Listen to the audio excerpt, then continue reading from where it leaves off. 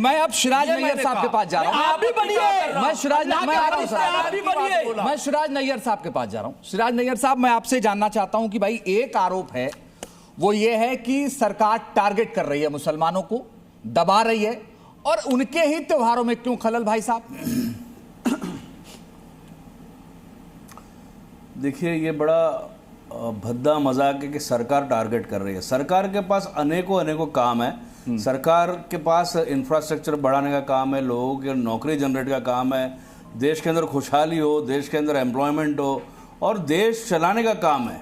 और उस देश के अंदर जितने भी लोग रहते हैं उसके लिए, उन सबके लिए जिम्मेदारी पूर्ण काम है सरकार का। सरकार का काम किसी के त्यौहार में विघ्न डालना या कौन कैसे त्यौहार मनाए ये डिसाइड करना नहीं है। सबसे पहली बात यह है कि जितने लोग संविधान के बारे में बार बार बोलते हैं, जब संविधान को मानने की बात आती है तो सिलेक्टिवली मानते हैं या नहीं मानते। यहाँ पे क्या बोल रहे हैं कि आज एक गाइडलाइन है और हर राज्य ने अपने अपने गाइडलाइन नहीं, वो कह तो रहे हैं कि भाई साहब आप भंडारा करते हैं, सड़क जाम कर देते हैं, तब आपको दिक्कत नहीं होती, हमारे लिए दिक्कत हो रही है आपको। मतलब भंडारा करना और भंडारा कोई सड़क पर नहीं होता। आप बताइए कौन सी सड़क पर भंडारा?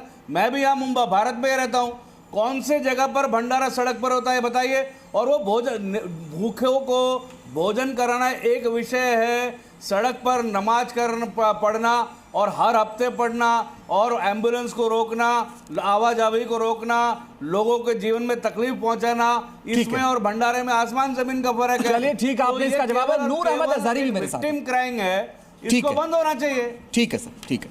नूर अहमद अजहरी कौन सी जगह पर? हर जगह। अच्छा, कोऑपरेटिव सोसाइटी में बकरा बांधना किसने बताया?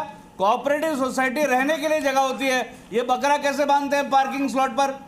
बकरा कैसे बांधते हैं? तो ये सारे कॉन्स्टिट्यूशन का, संविधान का उल्लंघन करेंगे और फिर रोना धोना भी करेंगे, तो ये कैसे चलेगा?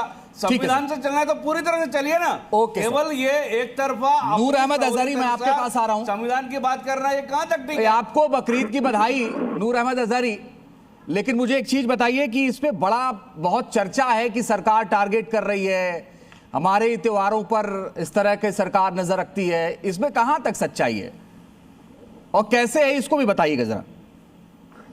पहली बात तो अंजीत श्रीवास्तव जी, शुरू से मैं डिबेट सुन रहा हूँ। जैसे ही हाफिज गुलाम सरवर साहब बोले, वैसे ही आचार्य राज मिश्रा जी आ गए बीच में।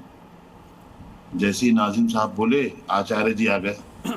जैसे ही श्रीवास्तव जी, विवेक श्रीवास्तव जी बोले, आचार्य जी आ गए। क्यों आ गए भाई? देखो आप ये डिबेट का डिबेट का तरीका है। एक करके बोले प्लीज, कोई बात, एक करके बोलिए। अजहरी साहब बोलिए, अजहरी साहब को सुन लीजिए, फिर आप एक बार काउंटर में बोले वो। हाँ ठीक, हमें को कुछ भी कहे, काउंटर में बोले तो बीच में आना ही पड़ेगा। और आचार्य जी नहीं आएंगे, हम भी आएंगे साहब। ठीक है, बोलिए। आप सड़कों पे नमाज की जिद करोगे तो आचार्य राज मिश्रा भी आएंगे, मोहम्मद फैज खान भी आएगा। उनको बोलने दीजिए, कोई बात नहीं। बोलिए साहब, वो बता रहे हैं कि क्या दिक्कत है, उस पर आप जवाब दीजिएगा। तकलीफ हुई है इनको, बोलिए साहब क्या दिक्कत है? फैज अहमद खान, तुम ज्यादा बेयहूदगी वाली बातें मत करो, बहुत देर से सुन रहा हूँ तुम्हें मैं। दूसरों को भी सुनने की आदत है। भाषा के इस्तेमाल इस तरह की भाषा बिल्कुल इस तरह की भाषा का इस्तेमाल किसी को अलाउ नहीं है। यहाँ किसी को अलाउ नहीं है, बिल्कुल नहीं। अगर आपको कोई तकलीफ है अजहरी साहब, आप बात रखिए। आप कंट्रोल कहाँ आप कर रहे हो श्रीवास्तव? बिल्कुल कंट्रोल करो। आपको कह रहा हूं बोलने के लिए, आप उनका नाम लेकर के बोलने लगे। कुछ भी करेंगे वो। आप बोलिए। तारिक मसूद ने कहा है पाकिस्तान के जिस भाषा का, मेरा सबसे निवेदन है भाषा का इस्तेमाल। पाकिस्तान भेजो, एक मिनट, साहब को पाकिस्तान भेजो। आपको तकलीफ है?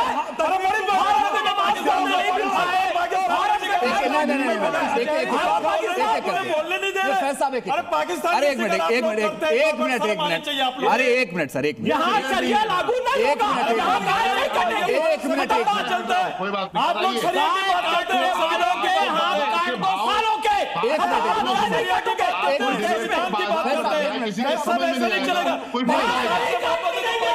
एक मिनट, पाकिस्तान जाइए। जलील आदमी है, ये अपनी ही कौम का गद्दार है। ठीक है, वहां डाउन करिए।